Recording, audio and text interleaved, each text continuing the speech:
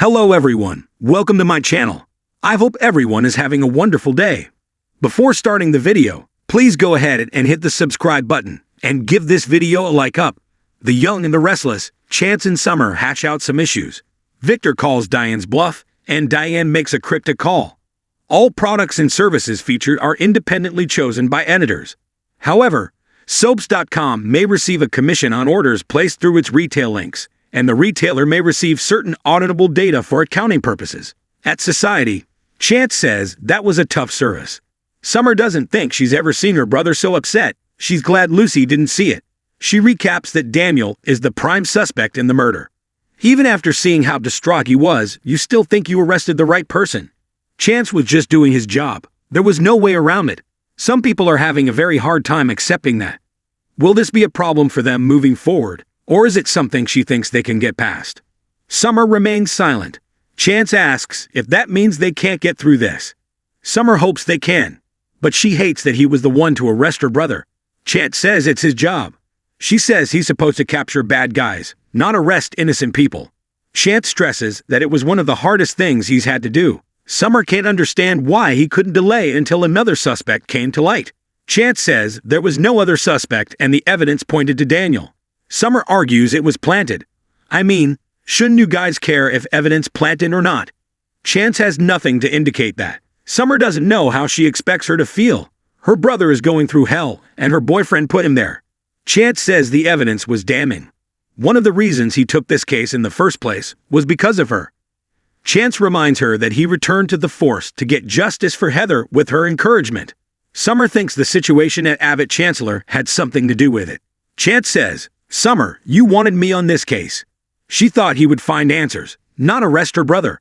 Chance says it could have been worse for Daniel with another detective. He hates what her brother is going through, but he couldn't avoid it. He was following orders and the law. He really hopes she can take that into account, which she tries to figure out if their relationship can survive this or not. Diane paces her suite waiting for Victor's call. "Don't leave me hanging." A knock comes at the door. It's Nikki, warning Diane to back off. She knows what she's trying to do, and is damned if she'll let her get away with it. Diane isn't interested in listening to her. Nikki tells her she's brought on all her problems herself. She's grateful Jack finally woke up.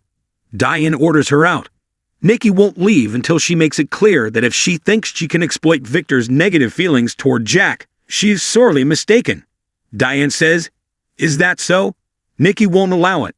The war between Victor and Jack needs to end. Diane laughs. It will never end until there's an absolute loser and winner. She tells Nikki she can't root for both of them forever. It's time to choose a side. Nikki has no intention of picking sides. Jack and Victor have found common ground before, and they will again. Diane is doubtful. Nikki sneers that she doesn't know that man she married at all. Diane complains he turned on her, with a cruelty she didn't know he possessed. She'll happily watch Victor grind him into dust.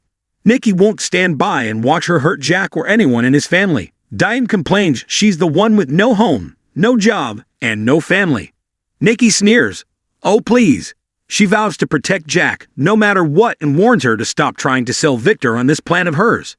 No matter how much progress she thinks she's made, she's no match for her. In the club dining room, Kyle tells Victor he came as soon as he got his call. He has good news about the sunscreen line at Glissade and wants to pull together a launch party. Victor just nods. Kyle guesses he called him there about the state of his parents' marriage again. He has nothing new to report. Victor stuns him by asking him to stop focusing on Glissade. In fact, don't involve yourself in any activities at Glissade for the time being, alright? Angry, Kyle protests that Glissade is literally on the cusp of making a major mark on the international cosmetic scene, and he wants to put it on hold. Victor says it can't be helped, and that he doesn't owe him an explanation. Kyle complains what this will do to the bottom line. He asks if he did anything to make him pull the rug out from under him. Victor urges him to go to his mother. She's out for blood. Your mother wants to destroy your father and undermine you. She wants you to fail at Glissade. Kyle says that's a new low even for her. He has no plans to fail. Victor says she threatened to sue for him, taking the formula from Jabba. Kyle will deal with it. He's surprised she's gunning for him.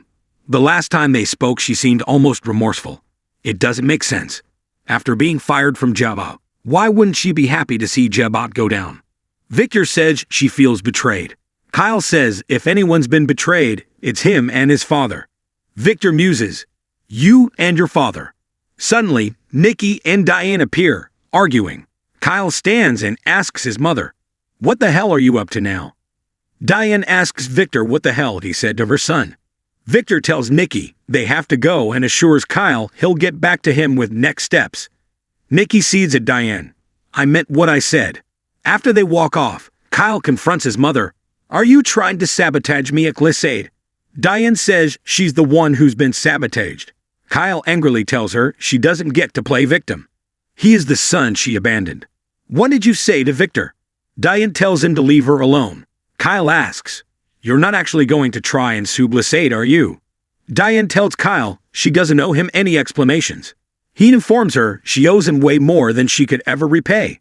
He accuses her of wanting to ruin his success at Glissade.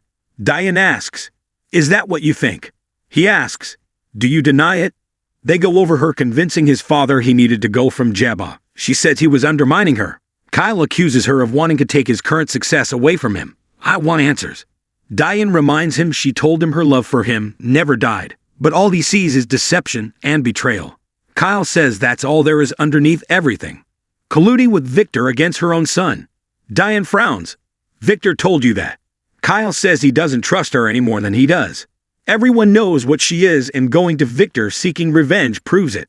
At Society, Summer tells Chance she doesn't want to lose what they had over Daniel's arrest for trial. Chance is happy to hear her say that. Summer is just worried about her brother. How's he going to beat these charges? And what's going to happen to him and Lucy if he doesn't? Chance has been racking his brain in case he missed something that could exonerate him. Summer wants his honest opinion about something. "Do you think that there could be anything to my mom's belief that Sharon had something to do with Heather's murder?" Chance thinks it's a tough theory to accept. Summer thought the same thing. But the way she reacted at Heather's funeral made it seem she was about to crack. Chance shrugs that it was an emotional day for everyone. Summer says the more she watched Sharon, she saw actual fear in her eyes. "I think my mom could be onto something." At Newman, Victor asks Nikki what she said to Diane that had her enraged. She told her she wouldn't stand by, while she goes after Jack with her petty vindictiveness. Victor thinks Jack's a fool and wants to drop the subject. They debate, and Victor says he's giving Diane enough rope to hang herself. Nikki sniffs, "But you don't mind using her to hurt Jack." She wants his word that he will leave Jack alone. "Can you please promise me to end this war?" Victor tells Nikki if she does what she asks, will she stay away from Diane Jenkins? Nikki sniffs, happily. Victor says she'll self-destruct on her own. Nikki complains she never goes quietly and usually hurts someone else. Victor promises she won't hurt anyone in their family. Moving on, he has something to show her. He hopes she appreciates it. First, Victor has to make a call and make sure everything is ready. Nikki coos that he's still a man of mystery after all these years. Nikki asks if he can give her a hint about the surprise. Victor says it will all be clear very soon. He gets a text and says, "Now we go to the ranch." Nikki frowns. That's where the surprise is. They're getting their coats together to leave when Diane walks in. She demands to talk to Victor alone. He asks how she got past security. Victor says his wife will stay. Diane asks why he betrayed her to Kyle like that. "We had a deal." He says they had a proposition. That's it. She was ready to stab him in the back for her own benefit. Diane says he's left her no choice but to sue Glissade. Victor warns her. Diane says she won't have to do it if he gives her what she wants. "Fire Kyle and turn Glissade over to me." Victor orders her out. Diane will give him time to think about it. "But don't take too long. My patience is wearing thin." Victor bellows, "Out." Nikki says, "So you are Glissade's secret investor." She thinks Diane is out of her mind. Victor's giving her enough rope to hang herself. He doesn't want to discuss it anymore. "Let's go, shall we?" Kyle arrives at home to find Harrison and Claire playing cards. The boy hugs his dad and Kyle says it's exactly what he needed.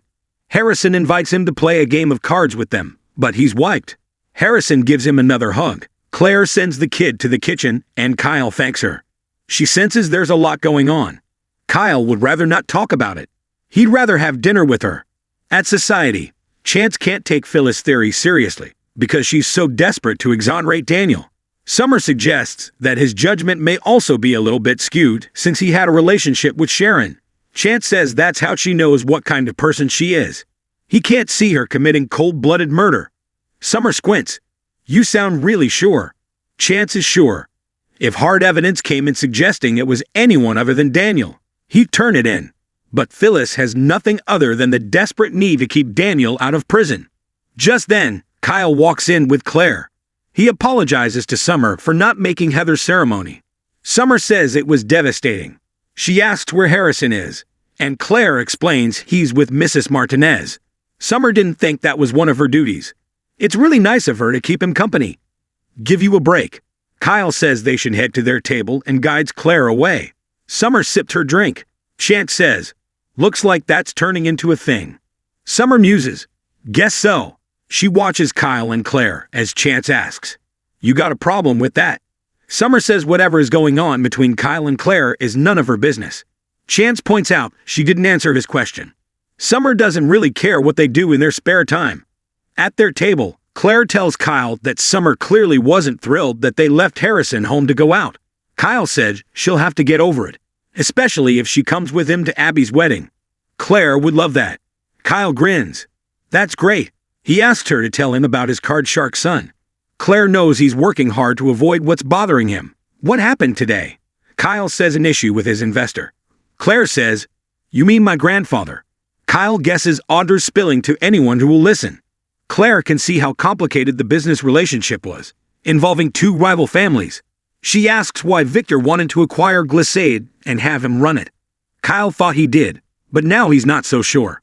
Victor seems hellbent on putting him through loyalty tests. Claire asks what happens if he fails. Kyle's not sure he wants to find out. Diane enters her suite angrily and pours a drink. Sipping it, she walks over to the desk and picks up her phone and dials. She says, hey, it's me. No, things are not good. We've got a problem. Things are not turning out the way we planned. At the ranch, Victor leads a blindfolded Nikki through a door and closes it behind them. He tells her, stay right here, and then removes her blindfold. Nikki is shell-shocked and speechless. Emotional, she gasps, oh my God, how can this be? Victor helps her into the restored living room of the old ranch that burned down. Welcome home, my love. Next on The Young and the Restless, Victor brings Nikki home to the Newman Ranch, leading Abby and Devin to finalize their wedding plans.